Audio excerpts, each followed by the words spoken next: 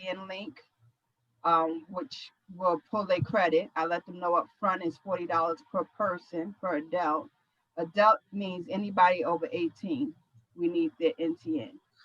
If they are not working, they should be in school. If they're in school, we can ask for their school transcript. This way we know they got full-time classes. They're not just lollygagging at the house or doing nothing.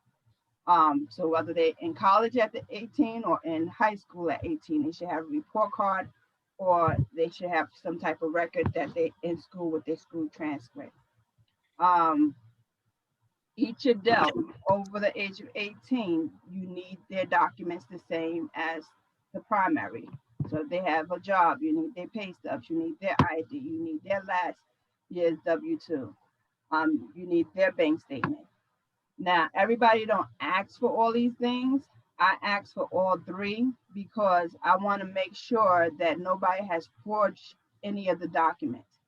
You can give me a statement from your employee that you made up yourself, that may not match with your pay stubs, or you may alter your pay stubs because everything can be altered online, but it should match your W-2.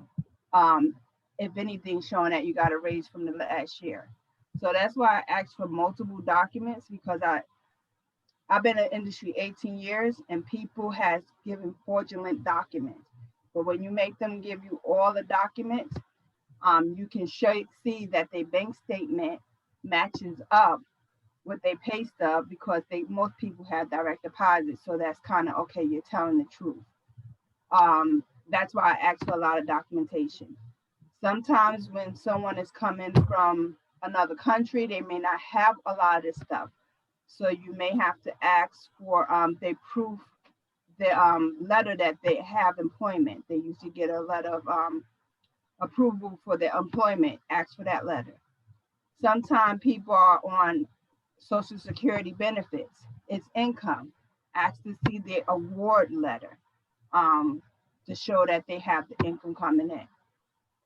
If they're on Section 8 and there's not utilities included, doesn't mean that Section 8 is paying for their heat, hot water, gas, and electric. So you want to see that they have income to cover at least those expenses monthly. Even though the Section 8 voucher will be paying for the monthly rental, you want to make sure they have adequate food, adequate income for food and other expenses so that, they're not coming into apartment and now have no lights or electric. Um, Everything can be emailed, especially in this world of COVID. We don't want to be meeting with too many people and too many paper documents. So it's best that they email it. Don't have them screenshot your documents to you and send it. Ask them to go to a professional place like Staples or they corner store that can actually scan and send the documents nice and neat. You want to present the client as being, as liable to your landlord or to the next person, to the other agent as possible. So you don't want to give them all sloppy looking stuff. You want everything in a nice, neat package with all their ID, all their information about their income, their pay stubs. You want the application filled out nicely that you can do online. It's easy. Um, you want everything to be sent in one PDF if possible, so that they're not looking through multiple streams of documents and getting frustrated. Where's this? Where's that? Everything is neat and it goes to the listing agent, and the listing agent is able to present your applicant to the landlord. Your application will get processed much quicker than a listing agent saying, I need this, I need that, I need that. Now you're frustrated and now you're getting your client frustrated.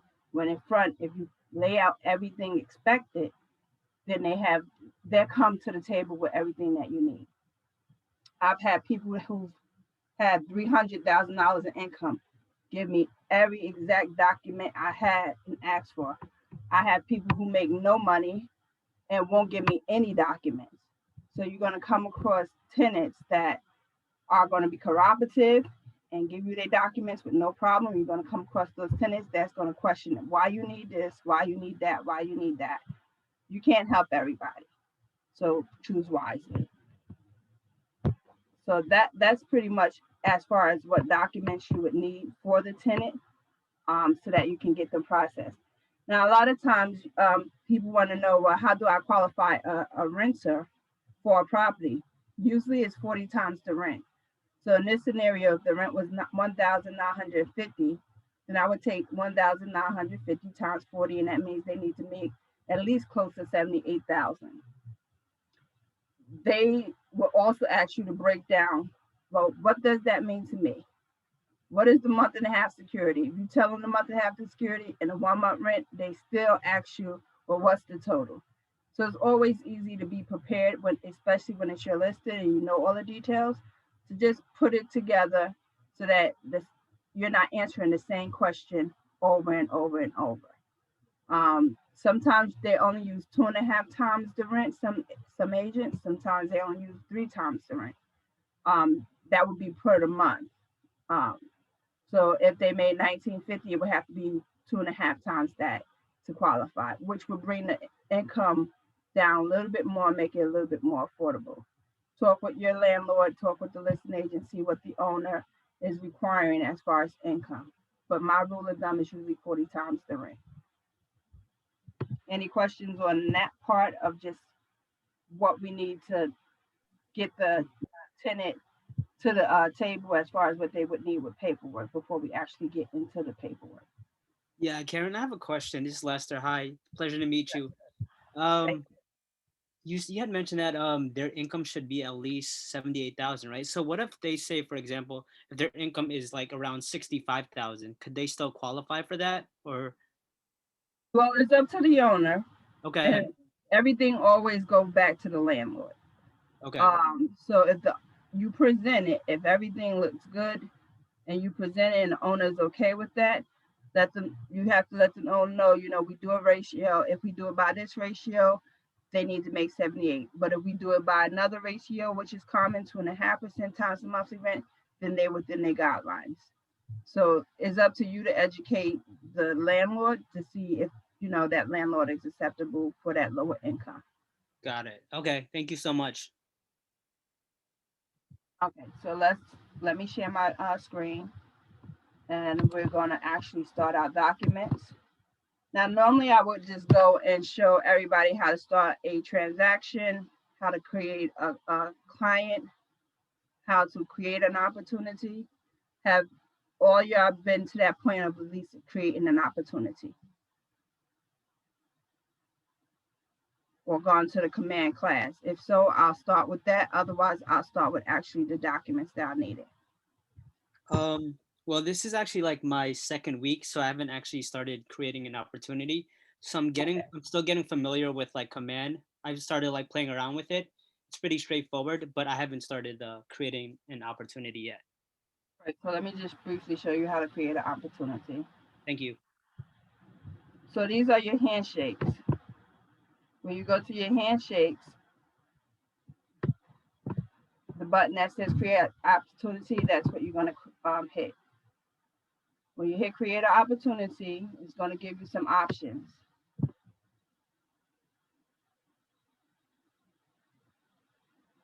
We're real slow today, huh?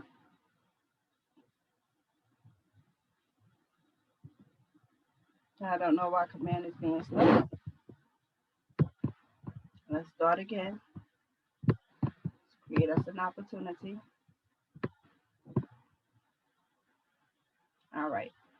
So market center is automatically going to come up. You as the person who's is the owner, the agent that's actually putting the opportunity together is the owner. You have the opportunity to do a listing if you're working with the seller. If you're working with the buyer, is the buyer. If you're working with the landlord processing the listing for a rental, then that would be landlord. In this case today, we're working with the tenant, so you would click on tenant. You will find the client. In this case, I always use Mickey Mouse. He's in my database. And then estimated closing date. Generally, with the rental, you can do a rental within a week, but I give it a month's time. By the end of the month, I should be able to find this rent or something. There's a lot of inventory. In this case that we were using, it's 1950, so that would be the list price. And your commission is actually half of that minus whatever MLS fee. So in this case, I generally always split 50/50, 0.5. So 1950 divided by 2, that's 975. And generally, when you're working on the listing side, you minus the $100 MLS fee or the $75, whichever one they're charging you. In my case, I always charge $100 MLS fee. So my commission really is not going to be 975, it's going to be 875. Process, we're in appointment and we're scheduling, and then you hit create. Once you on create, you get to fill in more information by clicking this little pencil.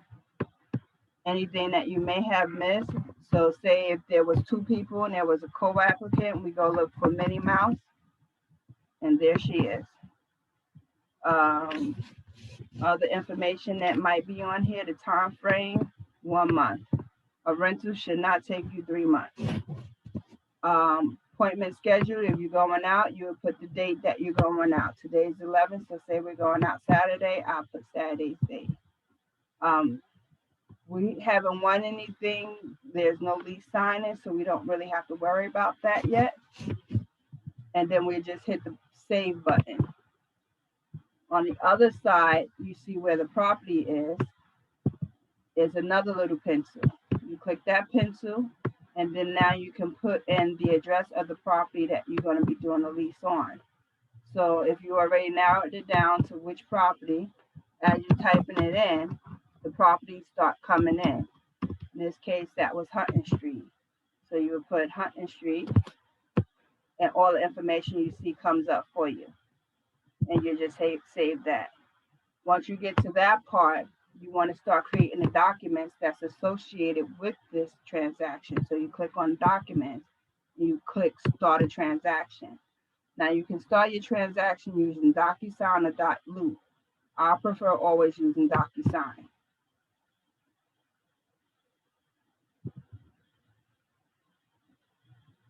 Once we go to DocuSign, again, you have a bar up here. You have details, document, people, envelope, message, history. You want to go to the details so that you can fill in everything accurately to the best of your knowledge that you need to fill in, both on the left side and the right side. So on the right side, you have the seller, you have if it's 2 sellers, and again, you can get that information off the tax records or ask the listing agent.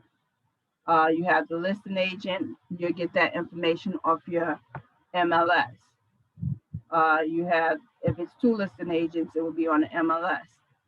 You have the buyer, which in this case is the same as tenant. Buyer is the tenant. So you will put all your buyer, your tenant information for both, if it's 1 person or if it's 2 people. In this case, it was Mickey Mouse and Minnie Mouse. You also have the buyer's agent, which is yourself. So that would be down here. So you will put all your details. Now, once you set up your detail one time, it goes to every last paperwork that you're going to do so that you're not repeating over and over the same information. So you do it once in your details, and it'll replicate on your documents when you go to do your documents. Any questions on that so far? So how we connect our documents. When you hit the documents, you see this little button here says add. When you click on add, you're going to look for your DocuSign forms. You got 2 options. You have DocuSign forms from the library, and then you have DocuSign forms from the group. If you click the group, we already set up what you need pretty much in each group. So if you're working with a buyer, there's all your paperwork you would need. If you're working on a listing and you're doing listing paperwork for either CJ MLS, Garden State MLS, Hudson County MLS, New Jersey MLS, you have all that documentation. If it's KW documents, just our documents to ourselves, you'll have that under the KWJC. In this case, we want rental transaction packet for the tenant. So you see a Hudson County rental transaction for the landlord. We're not working with the landlord, so don't pick that one. We're working with the tenant, so you're going to pick that one. When you pick that, it's pretty much going to highlight everything that you already need. Now, it doesn't have everything on here that you may need, so you want to make sure it has the Attorney General memorandum. Um, if they need a guarantor, which is somebody to co-sign for them, you want to bring in that form. We don't have affiliated business relationships with any companies anymore, so we don't have to worry about that. The only one we have is Gravity. Uh, if you need the NT instructions, that's for you. Protect your family from lead. Of course, any house built before 1978 has lead somewhere, so make sure you give that. We really don't do commission bills on a rental, but if you need it, it's there for you.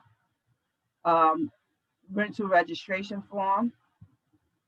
That's just basically the tenant registering. I never use it. Rental transaction checklist.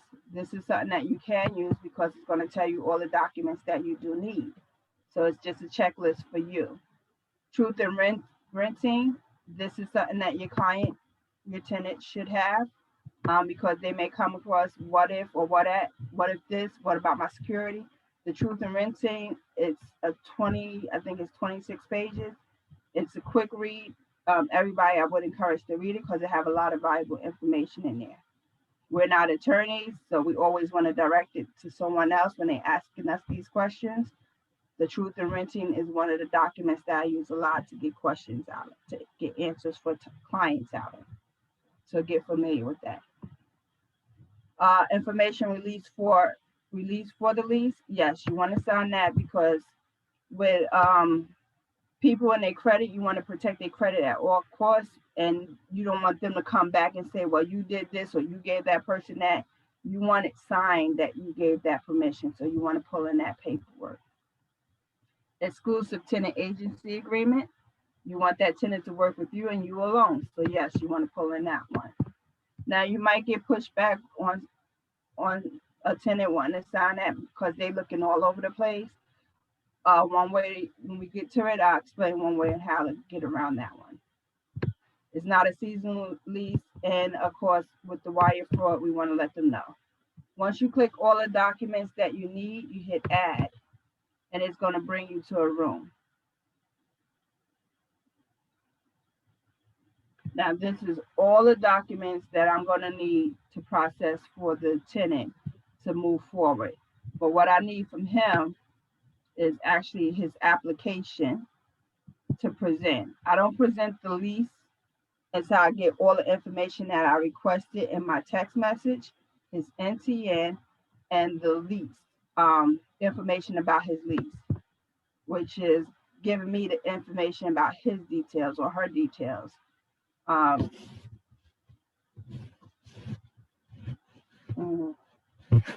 the wrong one. That's the release form. The release form is giving me permission to share that with the listing agent and the seller. The lease application, this is the one.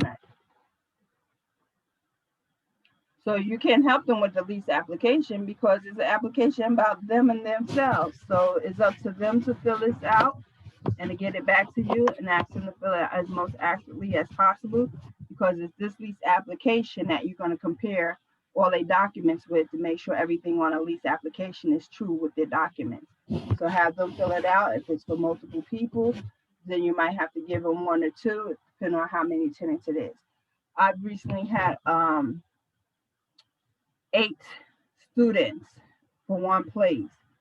So what we did, we made sure that all 8 had the NTN. In this case, they didn't have, they were not United States citizens, even though there's a way around that by doing 000 with NTN, you can get their NTN either which way. But the landlord was acceptable with all their college transcripts. So we had all their college transcripts. We had all their passports. We had all their declaration that they're here on student visas with their school. And then we had the 2 that did have the income and the jobs. We had them be the co and the primary applicants, and everybody else went on the lease.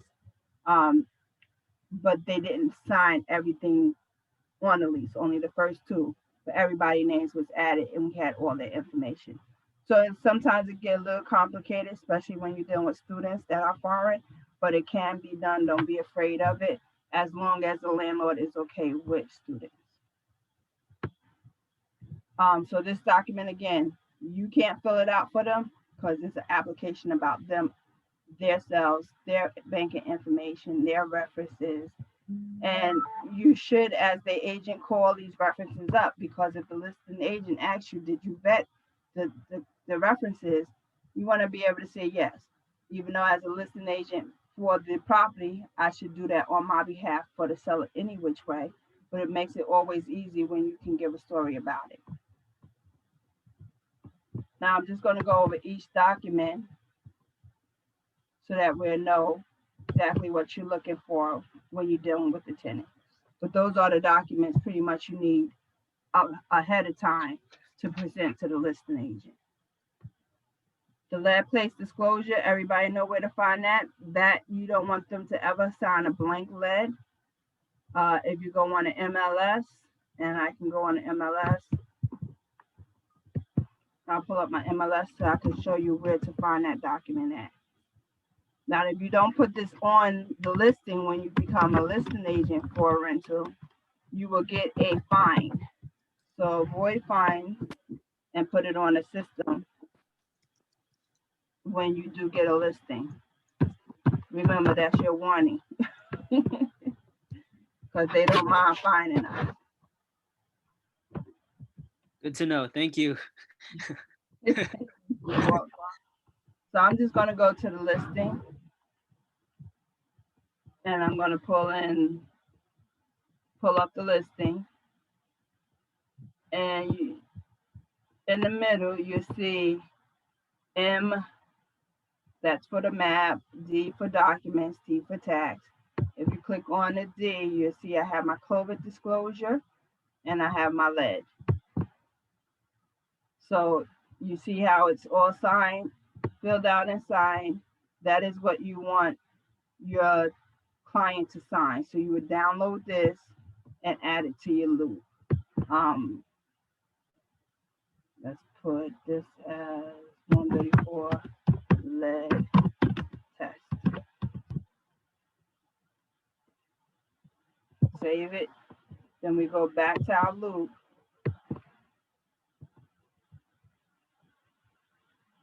This is over here.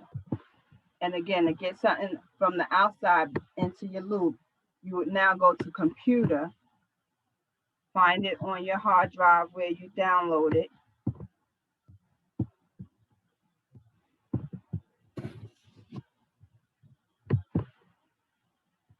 Remember what you downloaded it as.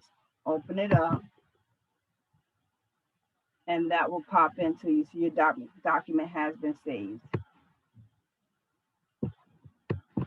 And that would be your document showing that you just uploaded.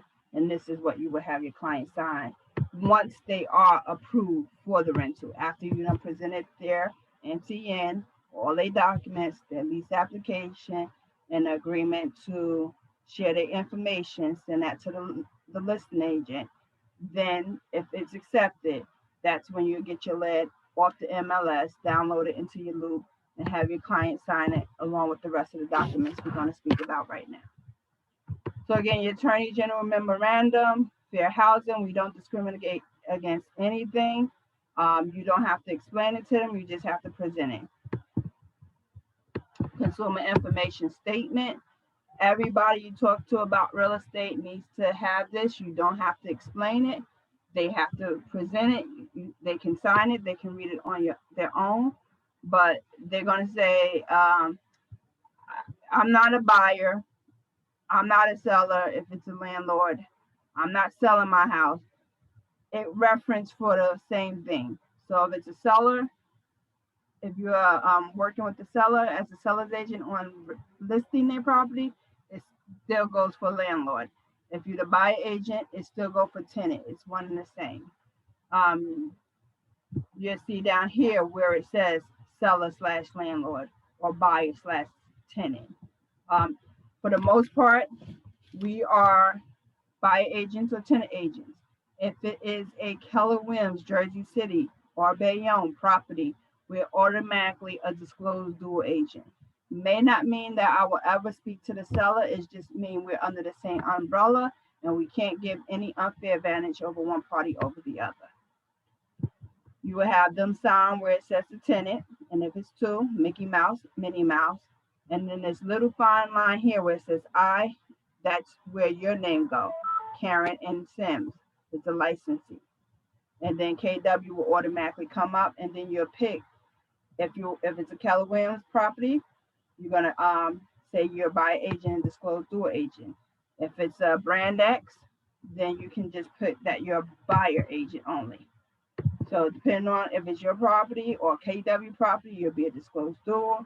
If not, you'll just be the plain buy agent, which also means tenant agent when we're dealing with the tenants. Any questions on that one? Very good. Next document is the brochure, Protect Your Family from Lead. You saw where we pulled in the lead disclosure. This is the brochure. Again, self-explanatory. They can read on their own time. I've only read this once in my whole lifetime of 18 years. Maybe I should read it again. But pretty much it's telling the client any house built before 1978 may have lead, and this is the way to protect your family from lead. Don't eat the chips, guys. Don't eat the chips. So this is a rental transaction checklist. And this is just pretty much a cheat sheet for you. The tenant doesn't get this. It's just for you to know that you collected everything. You provide them with the CAS. If you did a rentals consultation, that they have the tenant agency agreement. You prepared the lease. You have the credit history. You collected all the checks. The lease was prepared. If there was a guarantor, the lead-based paint was signed, the W-9 and a copy of their driver's license. That's the ID. We got that way up front. You provided the pamphlet. That's the pamphlet we just talked about, the truth in renting statement that I told you should read yourself. If your landlord requires renters insurance, they secured the renters insurance. You collected the 1 month rent check, you did your final walkthrough, and you provided the keys. So this is basically a checklist for you so that you can keep track of what you did and don't lose steps, and don't forget to put paperwork together that will make you not in compliant, which therefore you wouldn't get paid on time. The truth in renting, again, it's a quick read. It's a little fine print read, but you'll find a lot of great tidbits in this read that will help you along in your real estate career. And it's a source that you can turn to when they have hard questions that you can't legally answer, as they want you to ask for advice legally. We're not attorneys. We can't legally ask for anything. But I can show you what the truth in renting, or I'll send you what the truth in renting is stating. Get the monkey off your back. Never take that responsibility. Refer them to a tenant attorney if need be.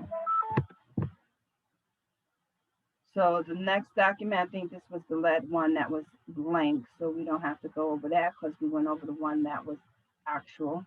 Yeah, this was the blank one. Addendum regarding the coronavirus. Again, we just started the coronavirus, March of this year, so this is a new addendum to our real estate world.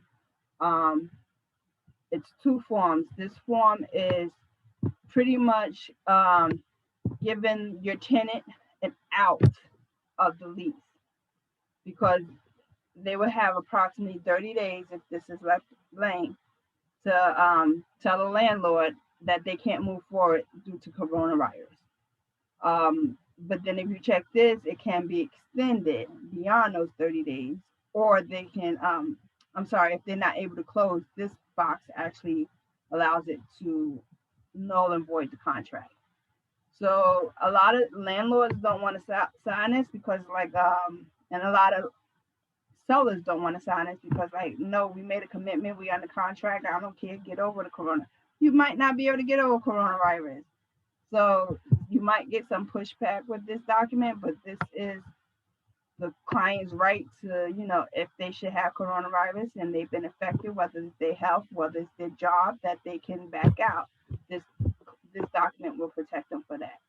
Now you can't ask them to show proof that they have coronavirus or anything because that's violating their HIPAA laws, and we can't violate the HIPAA laws. So use discretion when using it, but that is a document that's required by the New Jersey Real Estate Commission for us to sign. Um, Again, we already went over the lease application. That was for them to fill out. You hand that to the listing agent.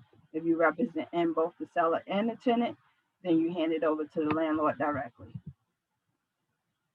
We went over the information to release that information, the release form. Now this is the actual lease. And I'm actually gonna not go over that one. Let me finish the other paperwork and I'm gonna go over one that's actually done for y'all. So you can see the forms filled in. Exclusive tenant agency agreement. You want this one signed because you don't want the tenant running all around. You want to be the agent because eventually when they purchase, when they rent, you want them to eventually be purchasers. So you want to develop that relationship with them so that you can put them in your database so that you can keep track of them, see how they're doing, and perhaps, build that tenant up to one day possibly being your client as a buyer. Especially when you see somebody making $78,000 and can afford a rent that's $19.50, they can afford a mortgage. So you don't want to just dismiss that tenant or just as a tenant. You want to take that tenant as a long-time relationship that you can nurture over the years to the point that they do buy. Again, the agency is between you and the tenant, between your brokerage, for the municipalities, Hudson County or Essex County, Union County, whichever counties you're using, whichever cities you want to put in there. You want that tenant, you don't want that tenant to have another relationship with another broker. So hopefully that's going to always be no. Tenants are desperate, so they're going to go with whatever they can find. So if you're not being attentive, they're going to move to the next person. So try to be just as active as you are with the tenant that you will be with the buyer. But at the same time, if they're not serious, if they're not going to put the application together, if they're not going to show you documentation, don't you waste your time. Declaration of the business relationship. This is where your information will go, your firm. And again, whether you're a tenant agent only or a tenant agent and disclosed dual agent. What is a disclosed dual agent again? Anybody? You work with the Agent that's buyer. that's working with the buyer. Yeah.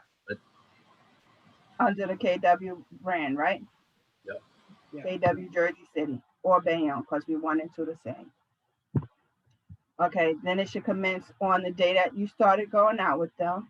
This is always confusing. So let's use real dates. Today is the 11th. So we'll go 11/11/2020. And it will expire on the day, which is the day would be the 11th of the next. I usually do 3 months out with renters. If I can't find you something really in 3 months, I'm really bad at my job.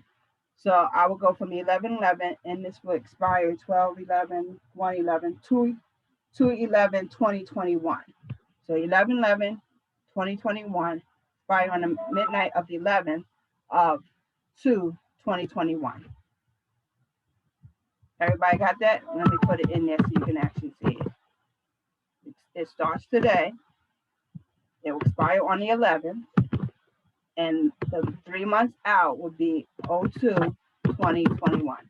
So on a February 11th, 2021, this agreement will have expired. Brokerage free, again, is generally 1 month. If you was working with the buyer, we generally put their 2.5% or 3% commission. In this case, we working with a tenant, so our compensation is usually 1 month rent.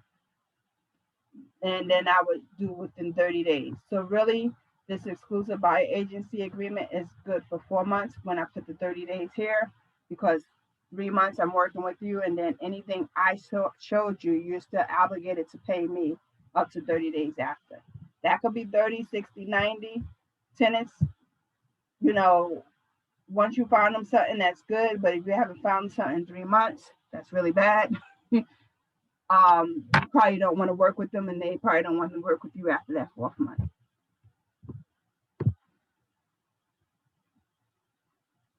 Again, the tenant agent information will go here, and then the tenant themselves will sign there. Any questions with this document? Very good. Informed consent to dual agent. They have to give you permission to work as a dual agent with them. So just like the landlord have to get permission that you're working with the tenant has to give you permission that you're working with the landlord. They both have to know that you're working to represent both of them.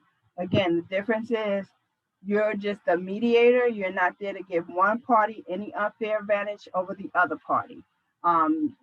If there's any material defect to the property, that's your job to disclose it. But any personal information, that will remain confidential. You are the licensee, KW. The tenant will sign there. All our brokerage information will go here. KW 190 Christopher Columbus, Jersey City, New Jersey 07302. And then you would sign as the salesperson and date it. Any questions with this document? Very good. This is another COVID disclosure. This one came out as of March of this year. Again, another document that we have to get signed, the date that we go out, the date and the month, the property address if we know it. Sometimes we just going out and we don't know. Well, you should know all the properties you're going to. Each property may have their own that they want to fill out, because if you go back and look at the MLS, this property will have its own COVID disclosure that the landlord signed and dated. So you want to see if there's one on the MLS or if that agent have one on file. If not, then you just create one with your documents in your loop for that property that you're going out to. So in a given day, you might have to sign 3 or 4 of these if you're seeing multiple properties. And then your wire fraud. As agents, we don't collect money for escrow of anything. We don't hold it in our escrow account. We don't wire anything.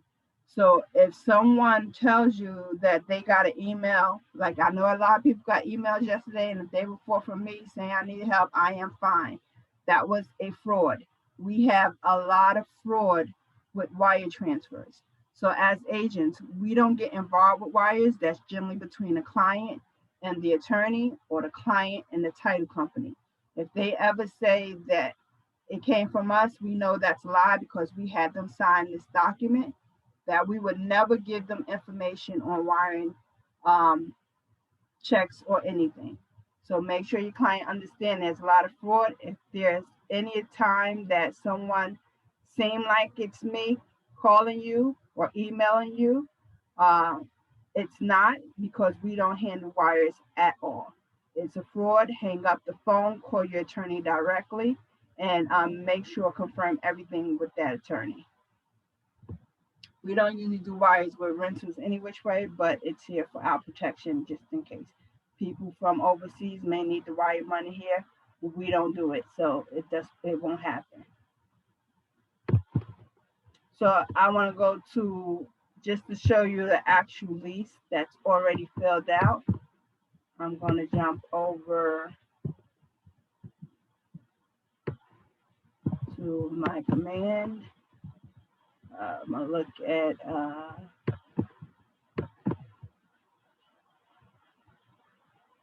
one of my opportunities that's already completed.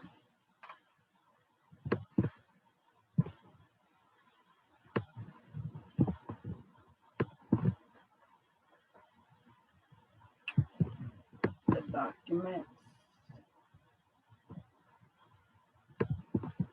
My transaction. It's not going to let me pull it up. Okay. I should be able to pull it up.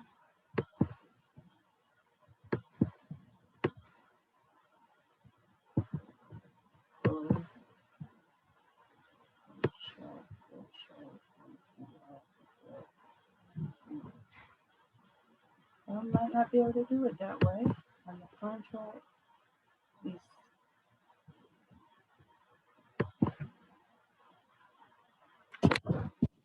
Okay, so here we go. Can everybody see that? This is actually a lease. See if we can make it a little bit bigger. Is that better? So you have the landlord information on the actual lease. You have the tenant information. Pretty much on the lease, you're filling in the blanks. You have the apartment number, the address, Jersey City, New Jersey is already there. You see where they both signed. It's a 1-year lease. The start date, the stop date. Stop date is usually always the day before the year ends. So it doesn't go 9/1/2020 to 9/1/2021. The stop date would be 8/31/2021, the day before. The rental amount is due on the 1st. It's payable to BKP Realty, LLC. And then you have your initial deposits, when it was received, what amount went towards what. So this amount went towards the first month. This amount went toward the security. First month rent, the date, the security, and the date. Then it has the security deposit, the total that was for the security deposit. Late payment penalty. So generally, some landlords give 10 days. I know my landlord gives 10 days. But most landlords in the real estate, since I started, I do it by the 5th day. So by the 5th day, if they late the 6th day, the owner can actually start eviction process. We know right now with Corona, evictions are not going anywhere. So that would be a wait in line. But as of the 6th, if they don't pay, they incur a late fee. If they should have a check that will bounce, it's a $50 processing fee for that. And then if there's utilities included or not included, who's the responsibility? Does it fall on the tenant? You see on line number 100 says the tenant. Line number 103 says the landlord. In this case, the tenant was only responsible for the general trash disposal. The landlord was responsible for gas, electric, water, heat, and sewer. We keep on going down. Again, we're just pretty much filling in the blanks of the lease. These are leases that are in and they are approved. So we're just going in and filling in the lease itself. So this document on here is the renewal of the lease. 30 days for them to make up their mind. Generally, this should have been 60. That was a boo-boo. So the landlord generally gives 60 days notice to the tenant. The tenant has 30 days to respond back whether or not they're going to renew. So we said that was August 31st. The landlord needs to know by June 30th if the tenant is going to renew. The tenant has to let the landlord know by November, by July 30th, if they're going to renew. So landlord gives 60, tenant thinks about it 30 days and gives back 30-day notice before the end of that lease is going to be canceled, whether or not they're renewing or not. Did everybody get that? 60 and 30, just remember those two. All right, so line number 265, tenant should make payable our commission. What I generally do when the landlord say they paying a commission, I take that first month rent and I have them make it payable to Keller Williams. This way I'm not trying to chase the landlord down for my money.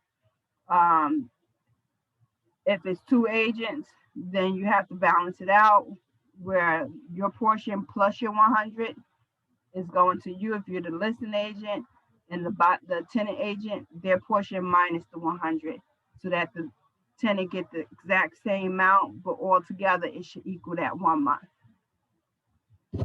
Keller Williams information is there. In this case, I was both, so it went on both spots.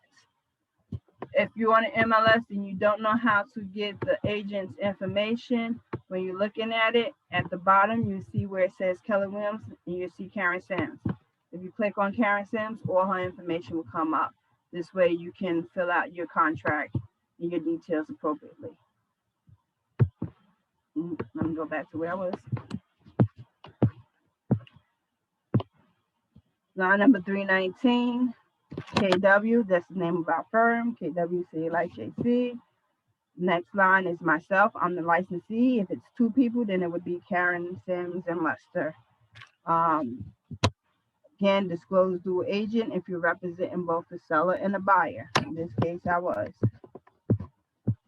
Again, their signatures on both sides.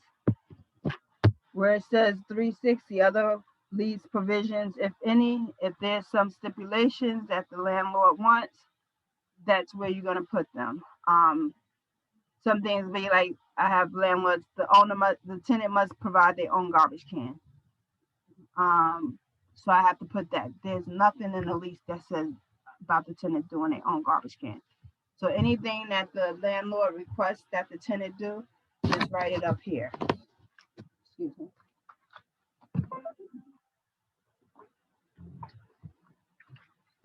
Sorry about that.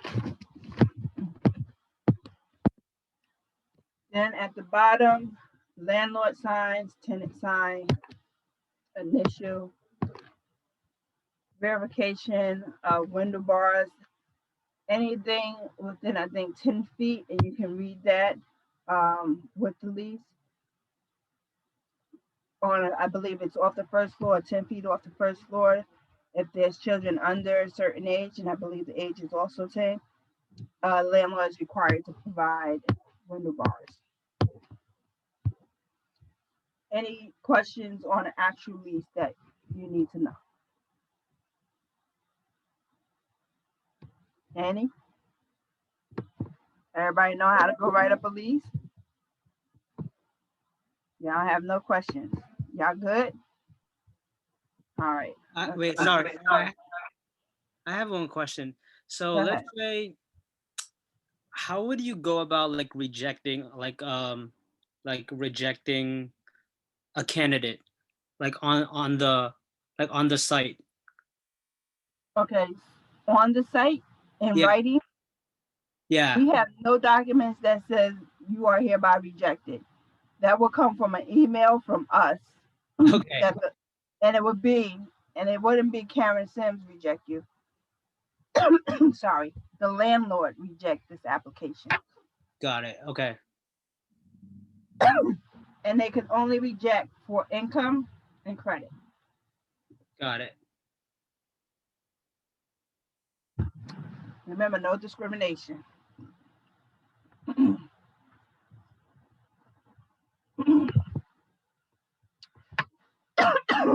Sorry about that. So on your command, I don't know why I'm choking here.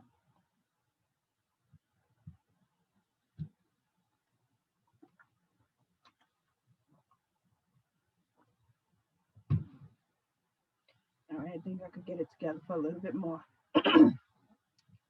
On the command, you see how it says approved? You want to match all your documents up.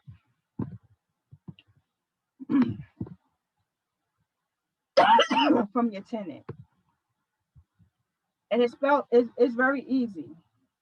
When you click on it to add a file, you can do it manually, or you can do it through dot loop.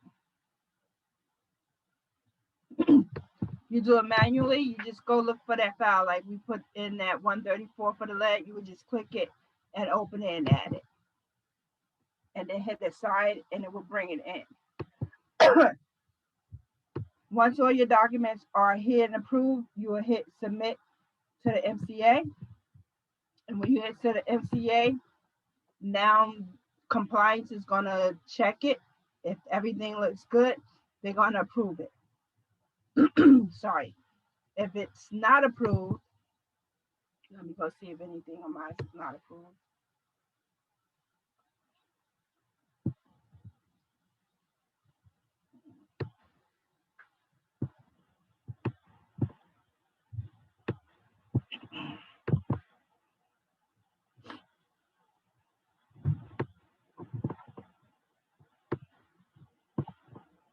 I want to just show you the difference if it's not approved.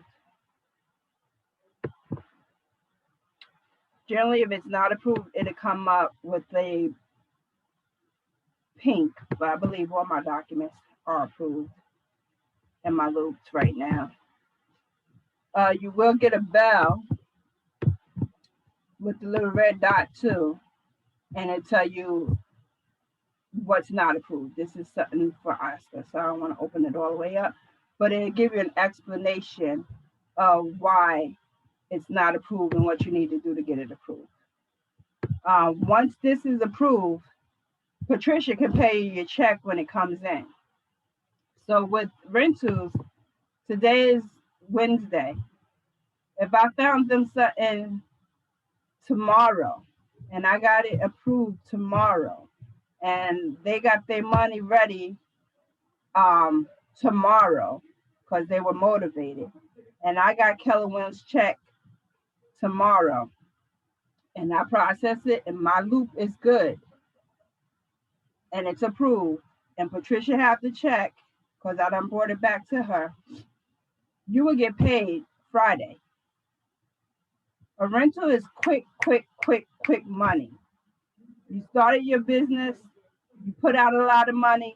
The rental is going to be the quickest way to get you some money back into your pocket by hustling a rental, because a buyer is going to take you anywhere from 30 to 60 days to close. If you get a cash one, perhaps 30. If you get a mortgage, 45 to 60 days. But a rental, you can have quick turnover within a week's time. If you find someone motivated, you stick with them, you find on the right property, they go through the paperwork, you get everything processed, they're ready to move in. When you get your check, even if they're not moving into December 1st, we consider that that transaction has been completed. You have earned your money. We will pay you when you get all your documents in to the loop. When you get the check to Patricia, when your loop has been approved, we will pay you. You see how quick and easy that can be? There's a lot of rentals out now. The landlords are paying the broker fees. We just got to find the right candidate for them. I know we're going through a pandemic and a lot of people are sheltering in place and a lot of people have lost their jobs, but there are still a lot of people out there that need homes that are still working. We still have healthcare workers that are working. We still have first responders that are working, from the fire department, police department. There are still a lot of people out here still working that have jobs that still need our help. So it's up to us to get out here and find them and get them into the right solution for the properties that they need, so that we in turn can continue our business, grow them from a tenant to a buyer, create a long-term history, but get paid within 10 days or less. Any questions for me? Anything you need help with?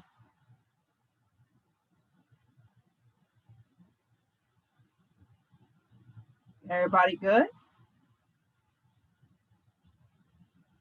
I have 5 rental opportunities for everybody that's here today. I got 5 listings on the MLS. I put them on Facebook last night if you're connected on my Facebook. If not, you can look me up on Paragon,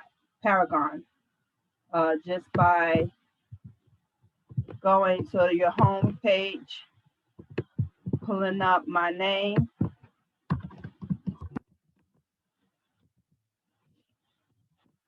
and clicking on active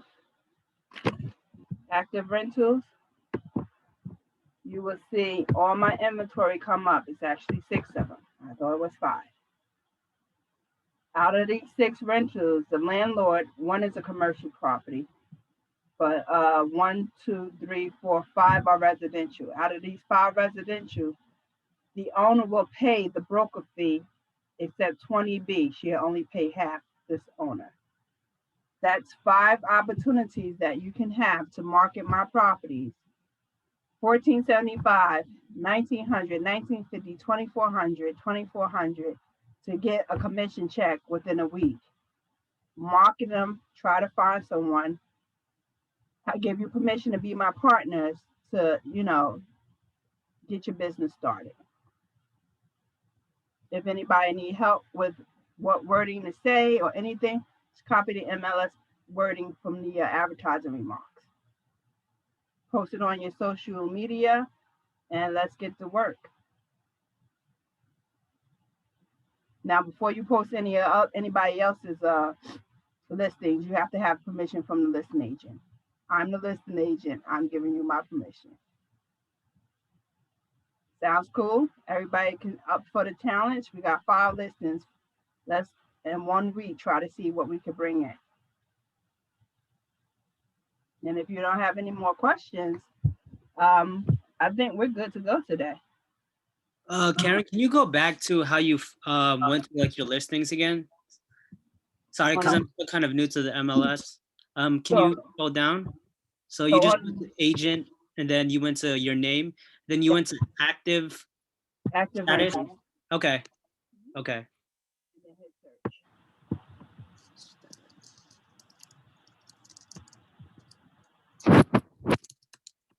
Thank you. You're welcome, Lester. Thank you for participating. Anybody else have any questions, or everybody good? Everybody good? We can end on a good note. Yep, we're good. Thank you so much, Aaron, for this. This is really, really helpful. You're welcome. John Carlos will probably put the video online, and then I generally send out a checklist like we have, the checklist and the different documents you need. We'll make sure that that's up for you on the intranet. Sounds good. Thank you. I'll take a look at your listings. I'll see if I have any buyers. All right. Thank you so much, Lester. Have a good day, everybody. Okay, thank you. Bye-bye.